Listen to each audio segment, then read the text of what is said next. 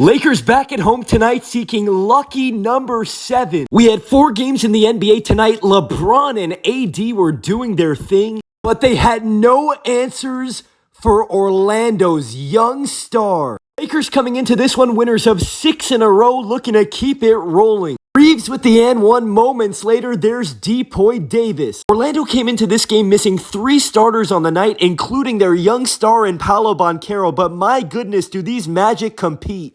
Anthony Davis, a careless pass and a turnover, then Franz freaking Wagner. In the absence of Paolo Banchero, we've seen this young man turn into a star. Still in the first, Lakers up by 2. We saw what happened last game. Dalton Knecht coming off his 37-point performance. Start of the second quarter, this game providing some early fireworks. Mo Wagner with a slam. Moments later on the other end, LeBron sees the Mo Wagner slam and he returns the favor on the Minister of Defense. But then later in the second quarter, more sloppiness from LeBron and the Lakers. Another turnover and more points in transition from the brothers. Turnovers becoming a recurring theme in this first half for LA. Another one here and more points in transition. Now it's Jalen Suggs. Final moments of the first half, Lakers up by 4. Good ball movement, and there's Cam Reddish beating the buzzer. Third quarter now starting the third. LeBron continuing to shoot it well from deep. Not only was he shooting it well from deep, how about some defense? Remember, the Lakers came into this game one of only 3 teams having not lost at home this season.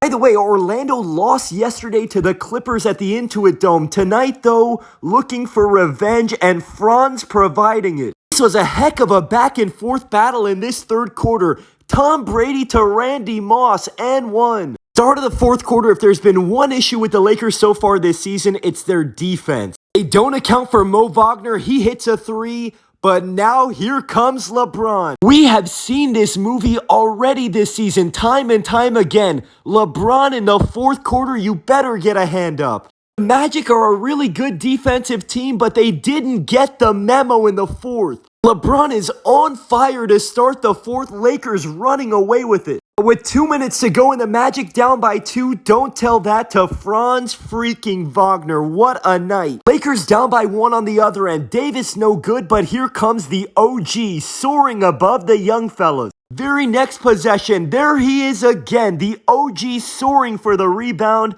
and then the touchdown to Davis. Now the Lakers are up by 4 with 25 seconds to go, on their way to their 7th consecutive win. Or so we thought. The Lakers up by 2 and 19 seconds to go. Anthony Davis walks up to the free throw line and misses a pair. And typically when you do that, bad things are bound to happen next. 8 seconds to go. Franz one-on-one against Cam Reddish. The moment of his season so far. A heroic shot from Franz. The Lakers have one more chance. They go to Davis on a fadeaway, no good.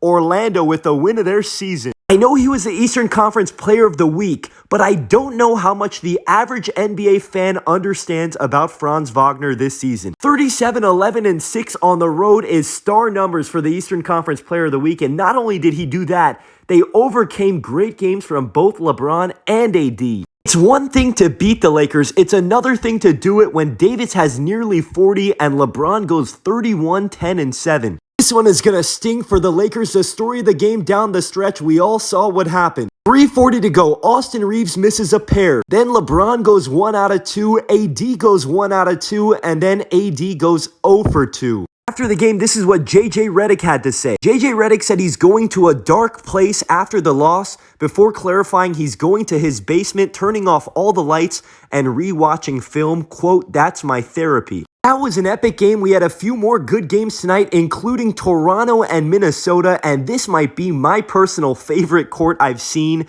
maybe ever, honestly. Toronto hosting Minnesota in the return of Scotty Barnes from injury, and right away, welcome back, Scotty. Scotty getting dunked on by Jaden McDaniels. Very next possession, though, some revenge for Scotty. A 3-ball, boy, did they miss him. Later in the first, Minnesota up by 1. Some first quarter minutes for Rob Dillingham. All tied up at 23, a minute 45 to go, and this might be the most underrated player in the entire league. Second quarter and more from Goggles Scotty. Look at the 3-ball. Late in the first half, sloppiness from Minnesota, and by the way, if you were not aware, the Raptors have beaten Minnesota at home 19 straight times. Third quarter now, Anthony Edwards was in foul trouble in the first half, but he's gonna heat up now. Edwards with a three there, now he's going superstar takeover mode, right to the rim, tough lefty finish. Very next possession, check this one out, splitting between defenders, showing the left hand again. But in the fourth quarter, Timberwolves up by only 2, letting Toronto hang around. There's Barrett. 3:35 to go, Minnesota sloppy again. Barrett forces the turnover, and it's Scotty with the jam. Very next possession, here come the young Raptors again. 2 straight wins for them, and RJ closing it out. Not only is he having his best season,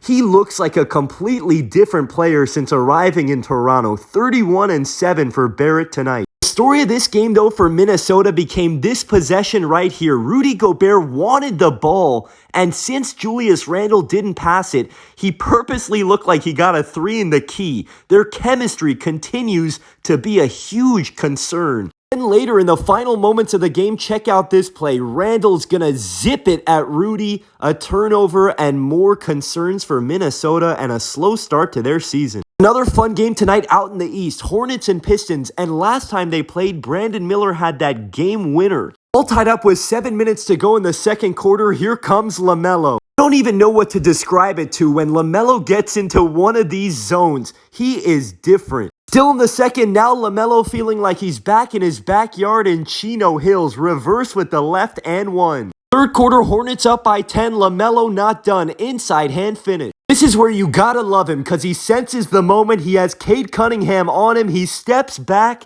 and he brings the crowd to its feet. Hornets up by 17, shot clock winding down. Oh my goodness, LaMelo. In the fourth quarter, Pistons only down by 5 and refusing to go away. Tobias Harris with a big game. Now the Pistons came all the way back to take a 2-point lead. 28 seconds to go, LaMelo teardrop. He would head to overtime, and in overtime, LaMelo fouls out, so Trey Mann has to step up. Trey Mann with a tough bucket there. Now Hornets up by 1, Brandon Miller. 37 seconds to go, Hornets up by 3. Remember, LaMelo fouled out, but Brandon Miller's got him. Pistons would actually have a chance here late. Down by 2, they miss an intentional free throw, but they can't come away with the rebound. The Hornets win in overtime. Brandon Miller, fantastic tonight. 38 points, including 8 of 12 from 3. LaMelo, 35, 9, and 6. He does have to do a better job at not committing so many silly fouls, but a big win for the Hornets. Last but not least, Jazz and Spurs tonight from San Antonio. If you watch this game, you are a real hoop fan. There was no Wemby and no Devin Vassell and no Jeremy Sohan for the Spurs. And early on in this one, they would find themselves down by 20 at home. Remember, they beat OKC the last game. Utah up by 17, a minute to go in the first half. There's Lauri Markkanen putting them up 20. Third quarter, this Spurs team could have easily said, you know what, we just didn't have it tonight, but that doesn't seem to be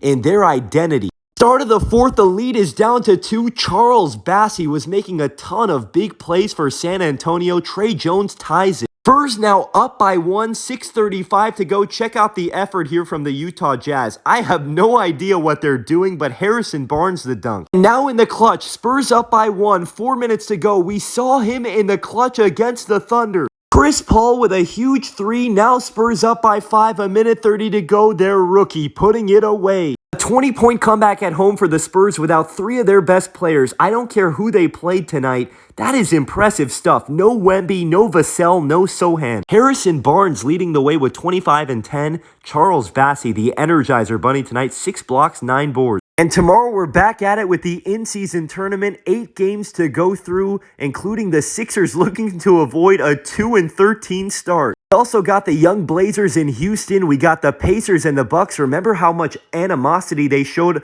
with each other last season. Unfortunately, what could have been the game of the day, no Luka Doncic for the Mavericks. They'll be in Denver. We'll see if Nikola Jokic will be back for that game.